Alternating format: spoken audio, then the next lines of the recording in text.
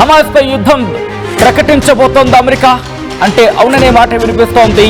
ప్రకటన లేకుండా యుద్ధం మొదలుపెట్టిన ఆశ్చర్యపడవలసిన అవసరం లేదంటూ కూడా విశ్లేషణలు వినిపిస్తున్నాయి. ఇజ్రాయెల్ కు శక్తివంతమైన బాంబులు తరలించబోతున్నట్టుగా తెలుస్తోంది. అమెరికా 2000 MK-84 అవును MK-84లు 2000 బాంబులను ఇజ్రాయెల్ కు తరలించినట్టుగా తెలుస్తోంది. మరి ముఖ్యంగా ఇదే అంశానికి సంబంధించి ఇక్కడ అఫ్తోద్ ఎయిర్పోర్ట్ కు అమెరికా బాంబులు చేరుకున్నాయనేది మనకు అందుతున్న సమాచారం. దాంతోపాటు హమాస్ పై ఇజ్రాయెల్ చేపట్టిన యుద్ధానికి అమెరికా సైనిక మద్దతు ఉంటుందంటూ కూడా చర్చ జరుగుతోంది. ఈ నేపథ్యంలో ఇక్కడ ఏం జరగబోతుందనేది ఆసక్తికరంగా మారుతోంది. హమాస్ పై ఇజ్రాయెల్ చేపట్టిన యుద్ధానికి అమెరికా సైనిక మద్దతు కనుక ప్రకటిస్తే అక్కడ ప్రకంపన రేగే అవకాశం కనిపిస్తోంది. ఎందుకంటే ట్రంప్ కు ఈ నేపథ్యంలోని కృతజ్ఞతలు తెలుపుతూ మసూద్ ట్వీట్ చేసిన సందర్భం.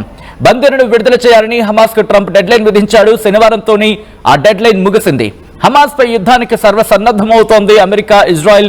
దీనికి సంబంధించిన బిగ్ బ్రేకింగ్ న్యూస్ చూస్తున్నారు. ఒకసారి మీరు చూడొచ్చు. మొసాద్ కి సంబంధించి ఇక్కడ కీలకమైన డెవలప్మెంట్ కింద చెప్పుకోవాలి. ఎందుకంటే now that the bombs Biden withheld and Trump released have arrived to Israel. Thank you, President Trump.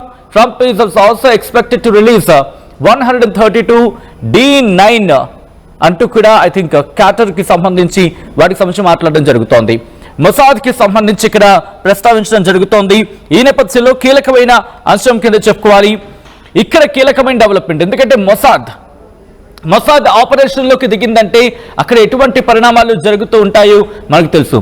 Mossad కి సంబంధించి రంగంలోకి దిగిందంటే కనుక ఎక్కడ ఏ ఇరకలో ఉన్నా సరే, ఏ మూలలో ఉన్నా, ఎక్కడ ఉన్నా సరే వెతికి వెంటాడి పట్టుకొని హతమార్చిన సందర్భానికి సంబంధించి కూడా మాట్లాడుకోవడం జరుగుతూ ఉంటుంది.